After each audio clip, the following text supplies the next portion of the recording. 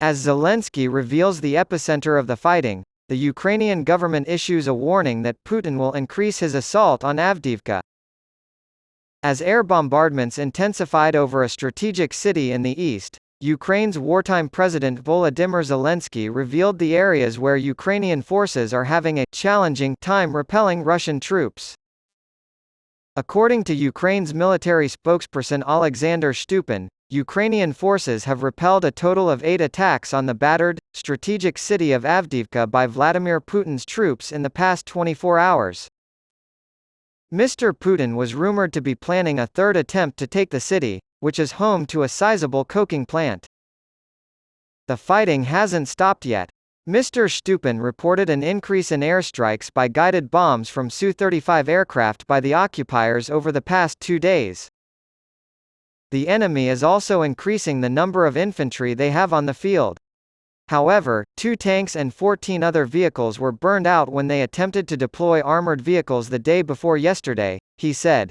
The military administration head of Avdiivka, Vitaly Barabash, also disclosed Russia's losses in the ongoing drive for Avdiivka. He told state news agency Ukrinform that at least 3,000 to 4,000 Russian troops were killed and another 7,000 to 8,000 were wounded. Russia has said nothing in response to Kyiv's claims of casualties. Quite simply, Avdiivka and its strategic position is geographically located on heights and you can see Donetsk from here, he said, referring to the Russian-occupied region of Ukraine. It was stated that Mr. Putin's forces need Avdiivka. Mr. Barabash claimed that not a single building was still standing in the city, which had a population of 32,000 before the war but is now home to only 1,500 people. The remaining Avdiivka civilian population includes both medical professionals and patients. The town still has a shop and functioning hospital operating under everyday shelling. The Ukrainian General Staff of the Armed Forces reported 15 Russian attacks near the long-contested town of Mariinka, east of Avdiivka, were repelled by Ukrainian troops that day. According to Kyiv, Ukrainian forces repelled 12 additional attacks, including 11 northeast of Bakhmut and 6 northeast of Kupiansk. Mr. Zelensky said Monday that fighting on the front line has been challenging in his speech. He mentioned that the fighting has been particularly intense in Avdiivka, Mariinka, the Bakhmut front, the Lyman front, Kupiansk, Zaporizhia, and Kherson.